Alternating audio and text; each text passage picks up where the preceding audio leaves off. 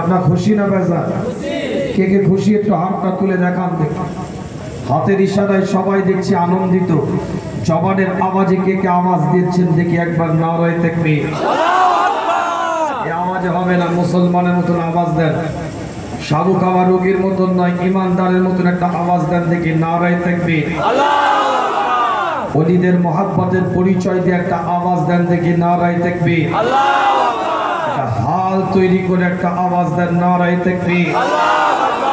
মনে রাখবেন, আপনার বাচ্চার শরীরটার মধ্যে যদি ধুলো লাগে, আমার বাচ্চার শরীরটার মধ্যে যদি ধুলো লাগে, আপনি আমি বাচ্চার শরীর থেকে ধুলোটা ঝেড়ে দিই, কিন্তু আজ প্যালেস্তাইনের কচি কচি বাচ্চার গায়ে ধুলো নয়, বালি নয়, নোংরা নয়, রক্ত লেগে আছে।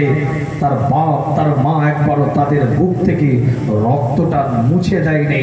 রক্ত মাখা বুক নিয়ে, অন্তর নিয়ে, কলিজা দিয়ে, রক্ত মাখা শরীর নিয়ে বলছে আগিয়ে যাও।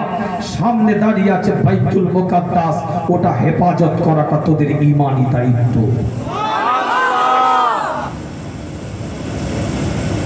আজকে যদি চেয়ারের লড়াই হতো, ক্ষমতার লড়াই হতো, পাওয়ারের লড়াই হতো, আধিপত্যের লড়াই হতো, স্ট্যাটাসের লড়াই হতো, সমঝোতা হয়েছে, দাবি দাবা মেনে নিত। আমার কথা কিছু বুঝতে পারছেন? চেয়ারের লড়াই, ক্ষমতার লড়াই, প্যালেস্তাইন আর ইসরায়েল সমঝোতা হয়ে গিয়েছে। এরকম অনেক মুসলমান রাষ্ট্র সমঝোতা করে ক্ষমতার জন্য কাবার ইমামকে দিয়ে দোয়া চাওয়াচ্ছে, আবার টেবিলের তলায় পা চাচ্ছে। কথা কিছু বুঝতে পারছেন? ক্ষমতার জন্য, পাওয়ারের জন্য, নিজের স্ট্যাটাসকে ধরে রাখার জন্য, নিজের আধিপত্যকে বজায় রাখার জন্য, নিজের ক্ষমতাকে সমাজের বুকে প্রয়োগ করার জন্য কাবার ইমামকে দিয়ে দোয়া চাওয়াচ্ছে। এটা ভাইরাল করছে, কাবার ইমাম দোয়া চাইছে প্যালেস্তাইনের শিশুদের জন্য, আর টেবিলের তলায় গিয়ে আবার পাটা চেটে দিচ্ছে ভালো করে। ওটা ক্ষমতার লড়াই। তাই সমঝোতা হয়ে গেছে, কোঅপারেট হয়ে গেছে, সিটিং হয়ে গেছে। আর প্যালেস্তাইনের কচি কচি বাচ্চাগুলো যদি ক্ষমতার লড়াই করত, ইসরায়েলের কাছে সমঝোতা করে নিত, দাবি দাবা পেশ করত, মেনে নিত, সমঝোতা হয়ে যেত। কিন্তু এ লড়াই ক্ষমতার নয়, পাওয়ারের নয়, চেয়ারের নয়, এ লড়াইটা হচ্ছে ঈমানের লড়াই। ঠিক বলছি না? আর লড়াই যখন ঈমানের, তখন দুটো দিক দাঁড়িয়ে থাকে। লড়াইটা যখন ঈমানের, তখন দুটো দিক দাঁড়িয়ে থাকে। একটা হয় মাথাটাকে কাটিয়ে দিবে, আর আরেকটা মাথাটাকে কেটে নিবে। মাথা নত করার কোনো জায়গা নাই। হয় মাথা কাটিয়ে দিবে, আর নালে মাথা কেটে নিবে। এটার নামই হচ্ছে ঈমানের লড়াই। জোরে বলুন।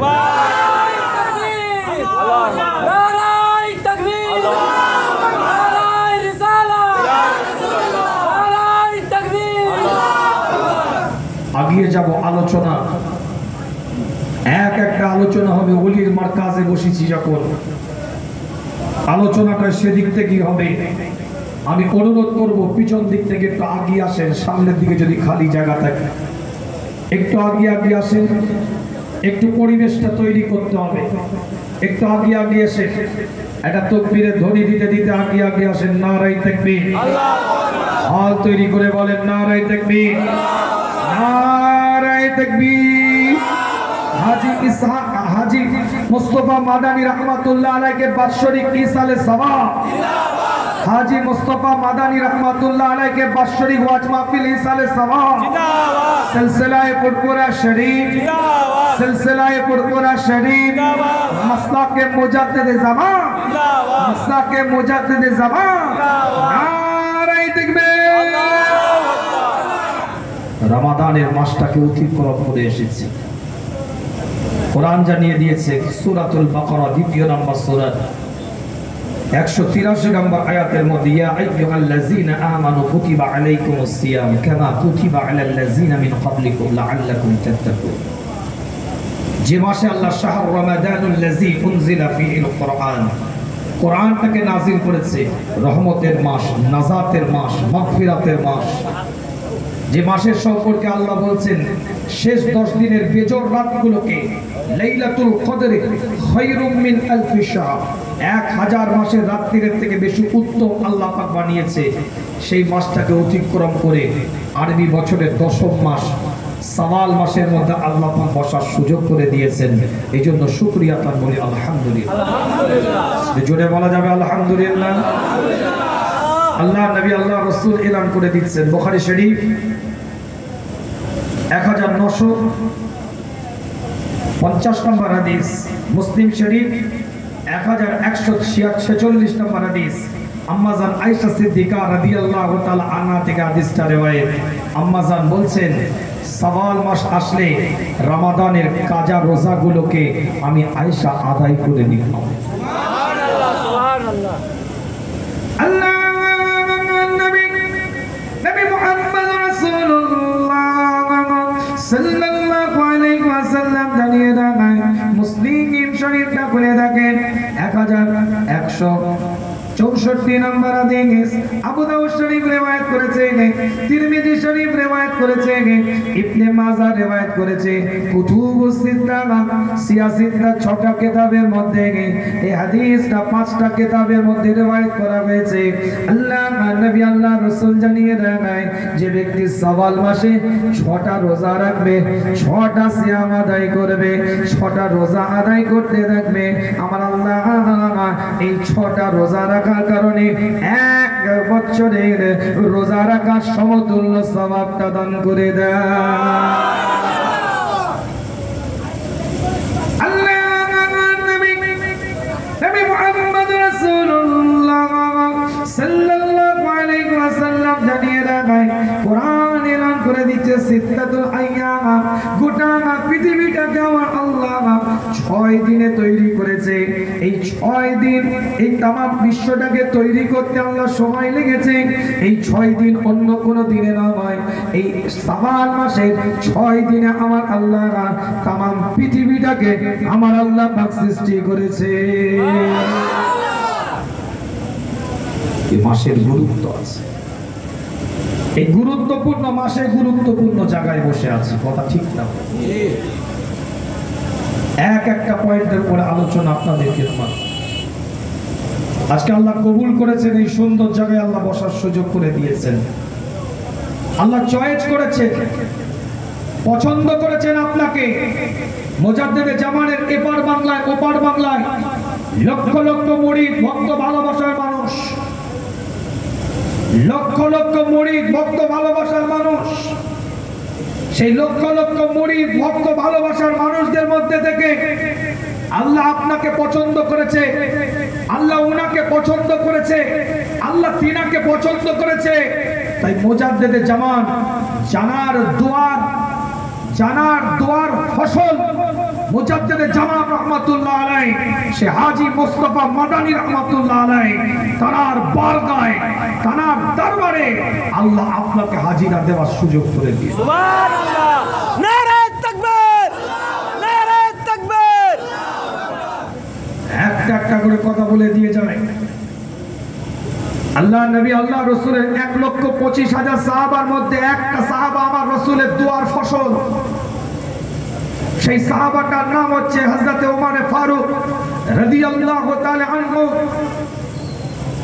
জানার জন্য আমার রাসূল পাক সাল্লাল্লাহু আলাইহি ওয়াসাল্লাম তাজেদার হারাম মদিনাতুল দুলাল ইমামুল মুরসালিন ইমামুল হুদা কাবার গিলাফটা ধরে আল্লাহ রাসূল আল্লাহর কাছে দোয়া চেয়েছিলেন, আল্লাহ তুমি ওমরকে ঈমান দাও। বিরাট ব্যাখ্যা, আমি ওইদিকে যাব না। তুমি ওমরকে ঈমান দাও। কাবার গিলাফ ধরে আমার মুস্তাফা দোয়া চেয়েছিলেন। ফারুক আযম রাদিয়াল্লাহু তাআলা আনহু যখন ঈমানের কালমা পড়লেন, হযরত ওমর ফারুক রাদিয়াল্লাহু তাআলা আনহু ঈমানের কালমা পড়ার সঙ্গে সঙ্গে খুঁজে দেখছেন 11টা সাহাবা নবীর দরবারে কেবলমাত্র মুসলমান হয়েছে। 11টা সাহাবা, হাতে গোনা 11 জন সাহাবা দাঁড়িয়ে আছে রাসূলের দরবারে। আল্লাহ নবী আল্লাহ রাসূলের মক্কার জীবন হচ্ছে 13 বছর, মদিনাতুল মুনাওয়ারার জীবন হচ্ছে 10 বছর। মনে রাখবেন, এর মধ্যে 3 বছর মক্কা শরীফের জীবনে হুজুর লুকিয়ে লুকিয়ে ছুপিয়ে ছুপিয়ে কোরআনের দাওয়াত দিয়েছেন। লিতুখরিজান নাসা মিনাজ যুলুমাতি ইলান নূর, মানুষকে অন্ধকার থেকে আলোর দিকে ফিরিয়ে আনার জন্য হুজুর ছুপিয়ে ছুপিয়ে লুকিয়ে লুকিয়ে কোরআনের দাওয়াত দিয়েছিলেন 3 বছর। ফারুক আযম রাদিয়াল্লাহু তাআলা আনহু যখন ঈমানের কালমা পড়লেন, কালমা পড়ার সঙ্গে সঙ্গে হুজুরকে বললেন, হুজুর আর ছুপিয়ে নয়, আর লুকিয়ে নয়, প্রকাশ্য দাওয়াত দিতে হবে। 11টা সাহাবাকে দুটো কাতারে ভাগ করলেন।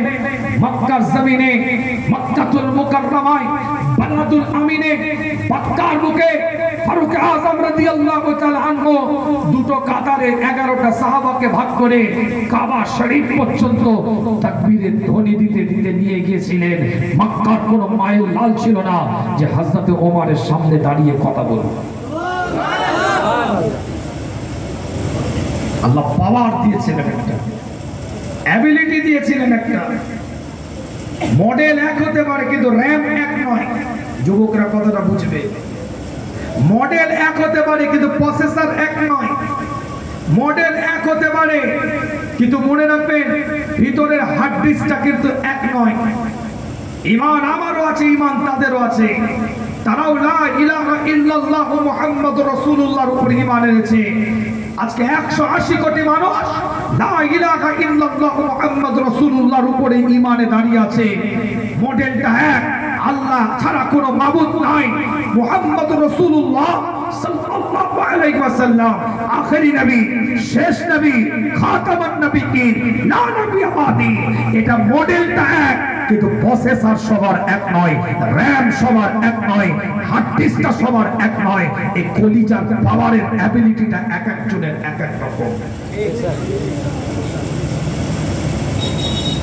সালাউদ্দিন আইয়ুবী যিনি বাইতুল মুকাদ্দাসকে ফাতহ করেছিলেন, সালাউদ্দিন আইয়ুবী তিনি প্রতিজ্ঞা করেছিলেন, যতদিন পর্যন্ত বাইতুল মুকাদ্দাস ফাতহ না হয় আমি সালাউদ্দিন আইয়ুবী কাবার সামনে দাঁড়াবো না। ইন্না আউওয়ালা বাইতিন উদিয়া লিন-নাস লাল্লাযী বাক্কাতা মুবারাকান ওয়া হুদাল লিল আলামিন। সূরা আল ইমরান 3 নম্বর সূরা 96 নম্বর আয়াত। আলোচনা অনেক করে আছে, আমি সাবজেক্টে যেতে পারছি না, আমি মূল কথার দিকে এগিয়ে যাচ্ছি একটা একটা করে। হাজী মুস্তাফা মাদানী রহমাতুল্লাহ আলাইহি দোয়ার ফসল হচ্ছে মুজাদ্দিদে জামান। এই কথা বলতে গিয়ে বলেছি আপনাদেরকে যে আমার রাসূলের দোয়ার ফসল হচ্ছে হযরত ওমরের ফারুক। এই কথা বলে জি, কথা বুঝাতে পারছেন না? বুঝাতে আলোচনা অনেক করে আছে, মনে রাখবেন।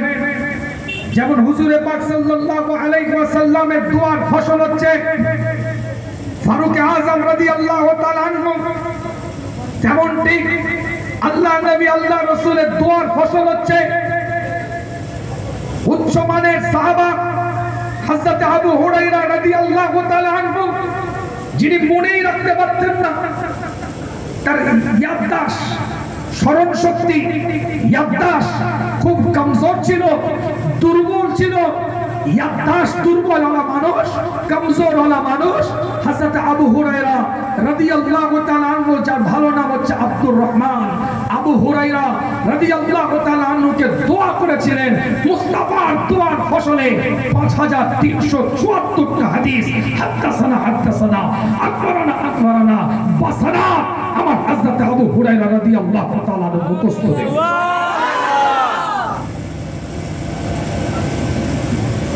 মনে রাখবেন, একটা একটা করে কথা বলছি আপনাদেরকে। যেমন রাসূল পাক সাল্লাল্লাহু আলাইহি ওয়াসাল্লামের দোয়ার ফসল, ঠিক ওই রকম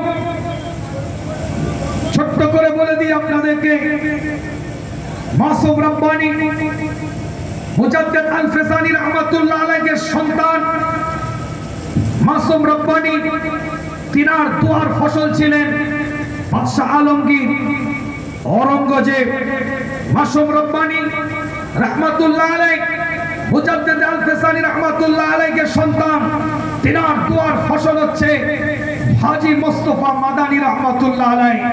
मासूम रब्बानी हुजूरेর হাতে বায়াত ছিলেন। বাদশা औरंगजेब আর মুস্তফা মাদানী रहमतुल्लाह अलैह দুজনে একই পীরের মুরিদ ছিলেন, নিজেরা পীর ভাই ছিলেন। যেমন মাসুম রব্বানী হুজুরের দোয়ার ফসল হাজী মুস্তাফা মাদানী রাহমাতুল্লাহ আলাইহি, ঠিক ওই রকম সুফি আব্দুল আপনার কি মানে আল্লাহ পাক কবুল করেছেন, কলকাতার মানিকতলা জমিনে শুয়ে আছে মুজাদ্দিদে জামানের পীর সুফি ফাতে আলী ওয়াইসি রাহমাতুল্লাহ আলাইহি, তিনার দুয়ার ফসল মুজাদ্দিদে জামান হাজী মুস্তাফা মাদানী রাহমাতুল্লাহ আলাইহি, তিনার দুয়ার ফসল আমার মুজাদ্দিদে জামান কুতুবুল আলম পীর আবু বকর সিদ্দিক রাহমাতুল্লাহ আলাইহি, তিনি হচ্ছেন এই আমাদের যে দরবারে আজকে এসেছি এই হাজী সাহেবের হাজী মুস্তাফা মাদানী রাহমাতুল্লাহ আলাইহির একটা দুয়ার ফসল। আল্লাহর কাছে দোয়া চেয়েছে, যেমন ইব্রাহিম আলাইহিস সালামের দোয়ার ফসল আমার রাসূল, এটা মনে রাখবেন। ইব্রাহিম আলাইহিস সালামের দোয়ার ফসল আমার রাসূল। কাবা শরীফ তামির করছে মাকামে ইব্রাহিমে, বড় কোরআনের আয়াতের ইবারত অনেক বড়, আমি ওদিকে যাচ্ছি না। মাকামে ইব্রাহিমে দাঁড়িয়ে আছে 197 নম্বর আয়াত সূরাতুল আল ইমরানে। ওই জায়গায় দাঁড়িয়ে থাকা অবস্থায় আল্লাহ বললেন কি নিবে, কি চাও, কি লাগবে। আল্লাহর পক্ষ থেকে যখন এই বার্তা এলো আল্লাহর দিকে তাকিয়ে বললেন কিছুই লাগবে না। আল্লাহ বারবার বলছেন যখন কি লাগবে, ইব্রাহিম আলাইহিস সালাম বলছেন যদি আপনার কাবা তৈরি করার জন্য উজরাত দিতে হয়, পারিশ্রমিক দিতে হয়, আমাকে যদি কোনো আপনি পারিশ্রমিক দেন, উজরাত দেন, আমাকে যদি কিছু দিতে চান, পৃথিবীর কিছু সম্পদ লাগবে না, আপনাকে দিতে হবে আখিরি জামানার যে নবী হয়ে আসবে, রব্বানা ওয়াবআথ ফীহিম রাসূলা, আখিরি জামানার যাকে নবী করে আপনি পাঠাবেন, রাসূল করে পাঠাবেন, পয়গম্বর করে পাঠাবেন, খাতামুন নবিয়্যিন করে পাঠাবেন, ইমামুল মুরসালিন করে পাঠাবেন, ইমামুল হুদা করে পাঠাবেন, সেই নবীকে রব্বানা আমার আল্লাহর কাছে ফরিয়াদ করছে ওয়াবআথ ফীহিম রাসূলা, সেই নবীকে আমার নসলে, আমার রক্তে, আমার খানদানে, আমার বংশে আপনাকে দিতে হবে। সুবহানাল্লাহ, নারে তাকবীর, নারে তাকবীর। খুব ভালো করে বুঝবেন, আমার রাসূল ইব্রাহিম আলাইহিস সালামের দোয়ার ফসল, আমার রাসূলের দোয়ার ফসল হযরতে ফারুক আযম রাদিয়াল্লাহু তাআলা আনহু আর হযরত হাজী মুস্তাফা মাদানী রাহমাতুল্লাহ আলাইহির দোয়ার ফসল হচ্ছে আপনার আমার পীর মুজাদ্দিদে জামান কুতুবুল আলম আমিরুশ শরিয়াহ পীর আবু বকর সিদ্দিক রাহমাতুল্লাহ আলাইহি। আল্লাহ কবুল করেছে। আজকে গর্বিত যে এমন একটা বংশের বংশধর আমরা। বংশ নিয়ে গর্ব করছি না, বংশ নিয়ে ফাকার করছি না, কিন্তু আমার বংশের উদ্ধমক্রম পুরুষে মানে উপরের জেনারেশনে যে সমস্ত ব্যক্তিত্বরা ছিল তাদের দেখে আমাদের রোল মডেল করাটা আমাদের জন্য সহজ, যে এরকম মানুষ আমাদের বংশে জন্মেছে, তাহলে আমরা সেই বংশে জন্মে কেন তাদের মতো হতে পারবো না? এরা আমাদের তারা রোল মডেল, তাদের প্রতিচ্ছবি আমাদের হতে হবে, তাদের উত্তরসূরি আমাদের হতে হবে, তাদের রোল মডেল আমরা তাদেরকে দেখে রোল মডেল করতে হবে, তবে এই জায়গাটায় আসাটা সার্থক হবে আপনার আমার। খালি জিয়ারত করলাম 2 মিনিট 5 মিনিট 8 ঘন্টা বক্তব্য দিয়ে চলে গেলাম না, যে মানুষটা শুয়ে আছে অ্যানালাইজ করতে হবে, তাকে নিয়ে অনুধাবন করতে হবে, তাকে নিয়ে নিজেকে ভাবাতে হবে যে ইনারি রক্তধারা, আমার চালচলন, আমার হাঁটা চলা, আমার কথাবার্তা, আমার অ্যাটিটিউড, আমার চলাফেরা, আমার তাকানো, আমার খাওয়া, আমার বসা, আমার উঠা, আমার স্টাইল, আমার কিভাবে পদ্ধতি, আর তারা কিভাবে জীবন যাপন করেছে, এই জায়গা অ্যানালাইসিস করার জায়গা, এই জায়গা অনুধাবন করার জায়গা, এই জায়গা মিশনকে ভিশনে পরিণত করার জায়গা, এই জায়গায় টার্গেট ফুল করার জায়গা, এই জায়গায় জীবনটাকে এম করে নেওয়ার জায়গা, যে তাদের জীবন কেমন, আমার জীবন কেমন হওয়া দরকার। নাকি না ভুল বলছি? আল্লাহ পাক কবুল করেন, সকলে বলেন আমিন। জোরে বলা যাবে আমিন। আলোচনা বিস্তারিত দিকে যাব না, সংক্ষেপে ছোট্ট একটা আয়াতের আলোচনা করে আপনাদের খেদমত থেকে বিদায় নেব। আল্লাহ যদি আমার মুখ থেকে বলিয়ে নেন, ইনশাআল্লাহ আপনাদের খেদমতে আলোচনা অল্প সময়ের মধ্যে সমাপ্ত করব, বেশি আলোচনার দিকে যাব না, কেন প্রোগ্রাম নেওয়া আছে। গতকালকেও 3টে প্রোগ্রাম ছিল, সকালবেলা পর্যন্ত পাঁশকুড়া গোকুলনগরে আখেরি মোনাজাত করেছি। প্রথম দুটো হুগলি জেলায় ছিল, গত পরশু দিনে ছিলাম ভাইজাগ অন্ধ্রপ্রদেশ, বিশাখাপত্তনমে প্রোগ্রাম করে এসেছি, কালকে 3টে প্রোগ্রাম করে মেদিনীপুরে ছিলাম, এখান থেকে পরে দাসপুরে যাব। খালি হুজুর কেবলার হুকুম, তাই আপনাদের এখানে দৌড়ে আসে। কথা বুঝতে পেরেছে? হাত ধরে আমাকে নিয়ে আসতেন চাচাজান এখানে, যারা মুরব্বীরা আছে দেখেছি। আমি খুব ছোট থেকে এখানে আসি, আজকে নতুন আসিনি আমি এখানে, অনেক ছোটবেলা থেকে এখানে আসতাম। বাড়িতে আমার আম্মাকে বলতেন যে দাদাজি তিসালের সামা একটু দোয়া নেওয়ার জন্য নিয়ে যাচ্ছি ওকে, এরকমও বলতেন।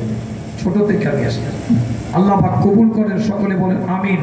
সে সমস্ত মুরব্বীদেরকে আমরা হারিয়ে ফেলেছি, এখন আমাদের সামনে তানাদের মতন জীবনটাকে তৈরি করে নেওয়া কর্তব্য, আমাদের দায়িত্ব। আল্লাহ আমাদের সকলকে কবুল করেন, সকলে বলেন আমিন। কোরআন শরীফ সূরাতুন নাহল 16 নম্বর সূরা 97 নম্বর আয়াত আল্লাহ পাক পরিষ্কার জানিয়ে দিচ্ছেন, মান আমিলা সালিহান মিন যাকারি ওয়া আও উনসা ওয়া হুয়া মুমিনুন ফালানুহইয়ান্নাহু হায়াতান তাইয়্যিবা ওয়া লানাজজিয়ান্নাহুম আজরাহুম বিআহসানি মা কানু ইয়ামালুন। সূরাতুন নাহল কোরআন শরীফ 97 নম্বর আয়াতের মধ্যে আল্লাহ বলছেন, মান আমিলা সালিহান মিন যাকারি আও উনসা ওয়া হুয়া মুমিনুন। আল্লাহ বলেন মুমিন পুরুষ ও নারী এদের মধ্য থেকে কেউ যদি সৎ কর্ম করে, নিশ্চয় আমি তাদেরকে একটা নিয়ামত দান করব। জোরে বলবেন সুবহানাল্লাহ। মান আমিলা সালিহান মিন যাকারি আও উনসা ওয়া হুয়া মুমিনুন ফালানুহইয়ান্নাহু হায়াতান তাইয়্যিবা। আমি আল্লাহ তাদেরকে একটা, নিশ্চয় আমি আল্লাহ তাদেরকে একটা আনন্দময় জীবন তাদেরকে উপহার দেব।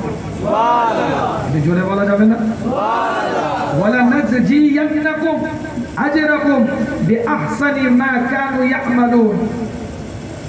এবং আমি আল্লাহ তাদেরকে প্রত্যেকটা ভালো কর্মে, শ্রেষ্ঠ কর্মে আমি আল্লাহ তাদেরকে পুরস্কারটা দিয়ে দেব। কি বুঝলেন? আল্লাহ বলছে মুমিন নর নারীর মধ্যে থেকে যদি কেউ ভালো কাজ করে, উত্তম কাজ করে, আল্লাহ বলছে আমি একটা জীবন দেব। সেই জীবনটা কেমন হবে? আনন্দময়, তাকে আমি আল্লাহ একটা জীবন দান করব। আর তাদের প্রত্যেকটা কর্মে জাযা, পুরস্কার আমি আল্লাহ তাদেরকে দান করে দেব। আল্লাহর ওলিদের কর্মটা কেমন হয় এবার আসেন আলোচনা। সরল মানেটা বলে দিয়েছি। আল্লাহর ওলিদের কর্মটা কেমন হয়, কাজটা কেমন হয়, অ্যাক্টিভিটিসটা কেমন হয়, চিন্তাধারাটা কেমন হয়। আল্লাহর ওলিদের কাজটাই হচ্ছে ওয়ামান আহসানু কাওলাম মিম্মান দাআ ইলাল্লাহ ওয়া আমিলা সালিহান ওয়া ক্বালা ইন্নানী মিনাল মুসলিমিন। আল্লাহর ওলিদের আমলের ধারাটা হচ্ছে কুনতু খায়রা উম্মাতিন উখরিজাত লিন-নাস তা'মুরুনা বিল মা'রুফ ওয়া তানহাউনা আনিল মুনকার। আল্লাহর ওলিদের আমলিয়াতে জিন্দেগির ধারাই হচ্ছে প্রথম আমলিয়াতে জিন্দেগি। আল্লাহ তো কোরআনের মধ্যে বলছে ভালো কাজ করলে মেয়ে হোক আর পুরুষ হোক আমি আল্লাহ তাদেরকে আনন্দময় জীবন দেব। এই ভালো কাজের কোয়ালিটিটা কেমন আল্লাহ ওলিদের, সেই কোয়ালিটিটা বোঝাবার জন্য বলছি, তারা ভালো কাজের মধ্যে থেকেও সবথেকে শ্রেষ্ঠ যে কাজ সেটা হচ্ছে মানুষকে আল্লাহর রাস্তায় দাওয়াত দেওয়া। সুবহানাল্লাহ।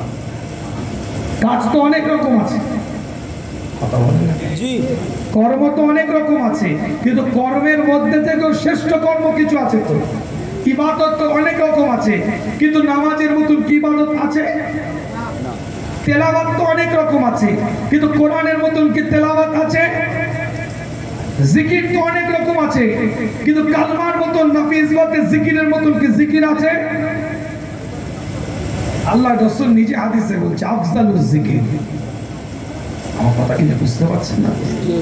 তাহলে আল্লাহ কোরআনে কি বললেন? সূরাতুন নাহলে 16 নম্বর সূরা 97 নম্বর আয়াতে নর নারী পুরুষ মহিলার মধ্যে থেকে আমি আল্লাহ তাদেরকে যারা ভালো কাজ করবে একটা আনন্দময় জীবন দেব। এবং একটা আমি আল্লাহ তাদেরকে প্রত্যেকটা কর্মের জন্য পুরস্কৃত করব, এটা মানে। কিন্তু আল্লাহর ওলিদের চরিত্রটা কেমন? শুধু কি তেনারা ভালো কাজ করেছেন? না।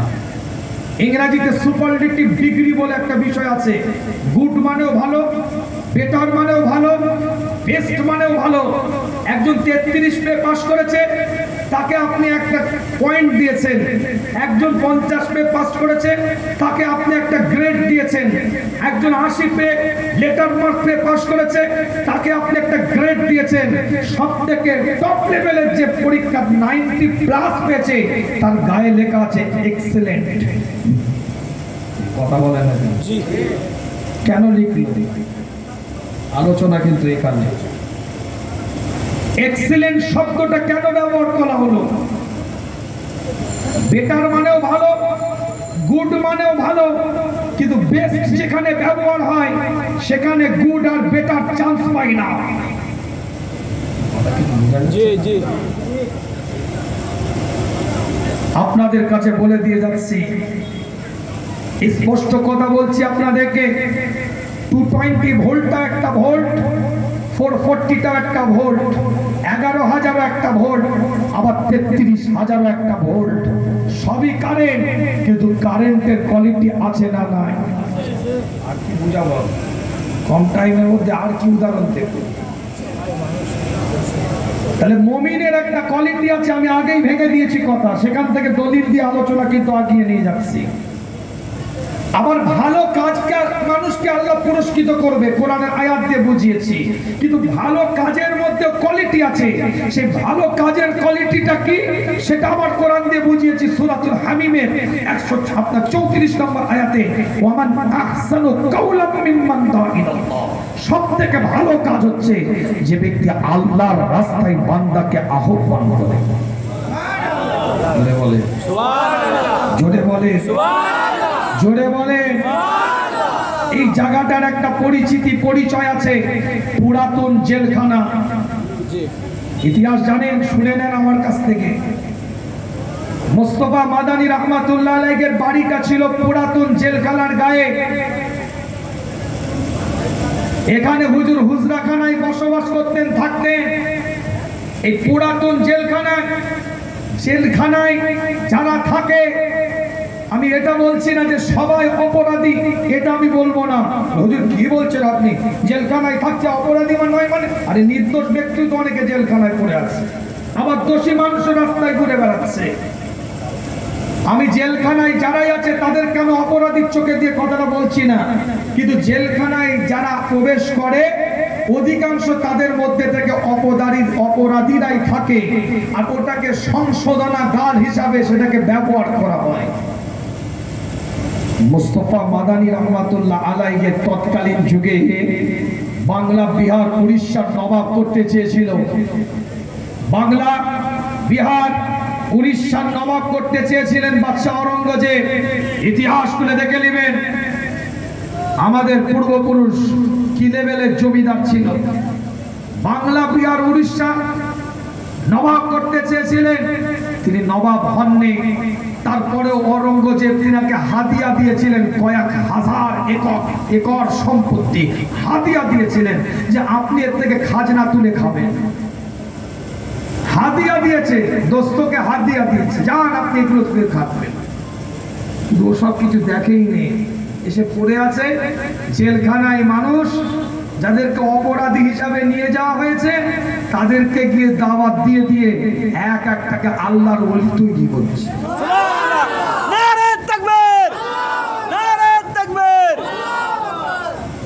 কাদেরকে ওলি বানাচ্ছে? একদম মাইনাস, জিরোতে চলছে, জিরো নয় আরো মাইনাসে চলছে। তাদেরকে হাতে ধরে পায়ে ধরে ওলি তৈরি করছে, আল্লাহর রাস্তা দেখাচ্ছে। ছিপে করে একটা একটা করে যেমন মাছ তুলে, ছিপে করে এক একটা করে ওলি বের করছে। তাই এসছেন আপনি জানেন যে ওলি তৈরি হওয়ার কারখানায় এসছেন আপনি। কি বলছেন আপনি?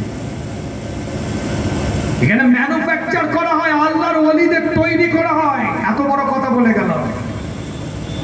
চোখ থাকলে যান একটু দাঁড়ান ওখানটায়, চোখটা নিয়ে দাঁড়ান ওখানে। বলে হুজুর চোখ নিয়ে একটু হেঁটে এসছি, না ও চোখের কথা বলিনি। দিনের নেত্র তো পড়ে বসে আছি আমরা, ওই চোখটা নিয়ে একবার দাঁড়ান ওখানে। এই কানের ভিতরে আরেকটা কান আছে, ওই কানটা নিয়ে দাঁড়ান ওখানে। ফায়ার চলছে, হার হচ্ছে ওখান থেকে। এটাই হচ্ছে ওলি তৈরি করার কারখানা। জিন্দা অবস্থায় মানুষকে টেনে যেমন ছিপে করে ওলি তৈরি করেছে, মুজাদ্দেদে যেমন জাল ফেলে দিয়েছে, ওলি হয়ে গেছে। আর সুফিয়া আপনাকে এবার হাজী মোস্তফা মাদানী রাহমাতুল্লাহ আলাইহি একটা একটা করে খুব বের করে ওলি বানিয়ে দিয়েছে।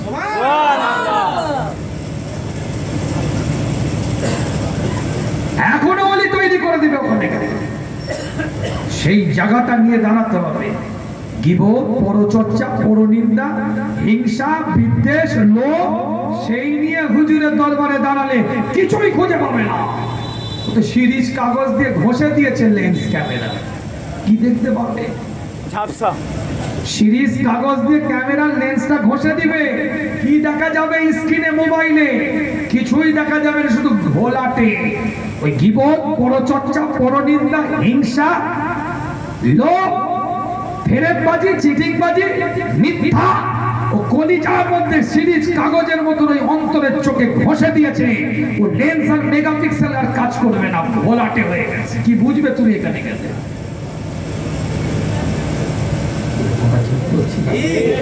একটা গীবত মুক্ত জীবন নিয়ে দাঁড়াও, পরচর্চা মুক্ত জীবন নিয়ে দাঁড়ান, হিংসা মুক্ত জীবন নিয়ে দাঁড়ান, লোভ মুক্ত জীবন নিয়ে দাঁড়ান, পণ মুক্ত জীবন নিয়ে দাঁড়ান, সুদ মুক্ত জীবন নিয়ে দাঁড়ান। খোদার কসম বলছি, রুহানি তাওয়াজ্জ দেখতেও পাবে, রুহানি তাওয়াজ্জ অনুভব করতেও পারবে।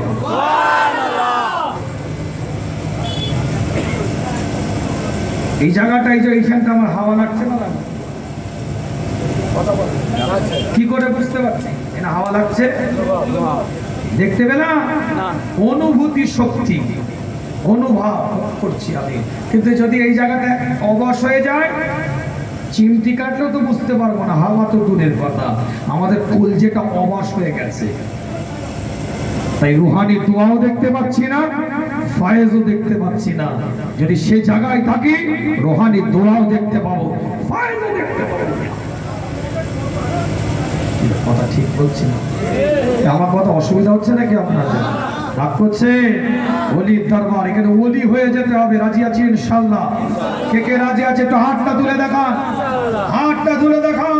কে কে রাজি আছে ওলির দরবারে একটু ওলি হতে হবে? তাকবীরে ধ্বনি দেন দেখি, নারায়ে তাকবীর। একটা জবান বন্ধ না থেকে আবার দিয়ে বলেন নারায়ে তাকবীর। সিলসিলায়ে ফুরফুরা শরীফ, সিলসিলায়ে ফুরফুরা শরীফ, মাসলাকে মুজাদ্দিদ জামান, মাসলাকে মুজাদ্দিদ জামান হাজী মুস্তাফা মাদানী রাহমাতুল্লাহ আলাইহি সালাম। নারায়ে তাকবীর। আল্লাহ পাক কবুল করেন, সকলে বলেন আমিন। একটা আয়াতের ব্যাখ্যা দিয়ে আপনাদের কাছ থেকে চলে যাব, একদম সময় স্বল্পতা, অল্প সময়ের মধ্যে। আল্লাহ পাক কবুল করেন, সকলে বলেন আমিন। সূরাতুল কাফ, কোরআন শরীফ 18 নম্বর সূরা 17 নম্বর আয়াতের মধ্যে আল্লাহ পাক জানিয়ে দিয়েছেন পরিষ্কার অক্ষরে। আল্লাহ পাক কোরআনের মধ্যে এলান করছে, তার ভাষার মাধ্যম দিয়ে আল্লাহ পাক জানিয়ে দিচ্ছে, ওয়াতারা শামসা ইযা তালাআত তাযাওয়ারু আন কাহফিহিম যাতাল ইয়ামিন وإذا غربت تقرضهم ذات الشمال وهو في فجوة منهم ذلك من آيات الله من يهده الله فهو المهتدي ومن يضلل فلن تجد له وليا مرشدا। বিরাট ব্যাখ্যা আমি ওদিকে যাব না, শুধু উপরের দুটো লাইনের ব্যাখ্যা করব। আল্লাহ পাক কোরআনের মধ্যে বলছে, ওয়াতারা শামসা ইযা طلعت تزاور عن كهفهم ذات اليمين وإذا غربت تقرضهم ذات الشمال।